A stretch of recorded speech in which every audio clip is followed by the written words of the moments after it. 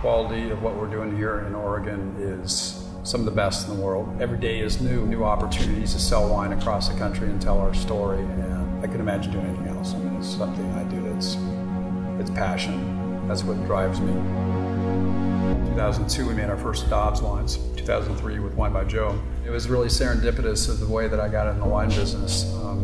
As a kid, I grew up about an hour away from here, and my grandmother was a big influence on me. I spent a lot of time in her kitchen. I loved to eat. I was always into analyzing flavors and aromas with my grandmother, with my mother. And it was a natural curiosity.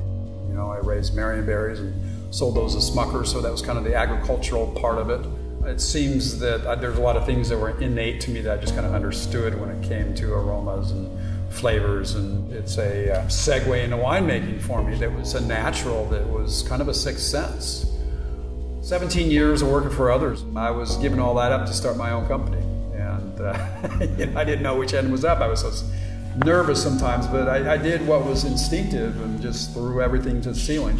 Wine by Joe is what we call our value price label, so it's what we call serious wine without attitude, basically priced $14 to $20. They're high value wines, a little bit tongue-in-cheek marketing. With a name like Joe, it's Joe Average, Joe this, Joe Mama. I mean, we just have fun with it. The wine is not average by any means, though. It over-delivers. Dobbes Family Estate focused on high-end, what we call our luxury labels, with multiple Pinot Noirs, so 8 to 10, maybe even 11 different bottlings this year. So you've got elegant, opulent, age-worthy blends. You've got the baseline Grand Assemblage, which completely over-delivers. Special wine club wines, single vineyards that are about a particular piece of ground and a part of particular geology within the Willamette Valley. If you like big Pinot Noirs, we have those. If you like something a little bit softer and elegant, well, I've got that too. We do some eclectic whites like Viognier and Grenache Blanc from the Rogue Valley in Southern Oregon. Actually make some Syrah from Southern Oregon that I think is world class. It's as good as anything in the United States or elsewhere. Very under-recognized down there, what's coming out of that valley. It's not, making wine is not like opening a box of cookies and baking it. You're starting over every year. It's a live agricultural product, and you can screw it up pretty quickly. So it's really being a steward of that piece of ground where the grapes came from, and having a vision then, like that sixth sense of where I want to go with this wine. What can that vineyard give? What is Mother Nature going to give us?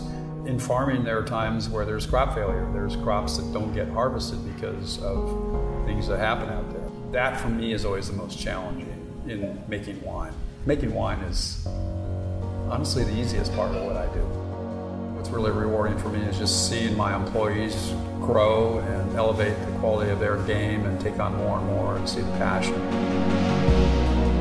The mission, the purpose of this company is just to bring pleasure and happiness to our customers when they're hanging around the table with friends and family, and put a smile on their face. So, we love getting great scores and magazines and kudos and things like that, but the biggest kudo that I ever got is just hearing people say, hey, I had a bottle of this or that, and it blew my socks off. Cool. Well, that's why we're doing what we do.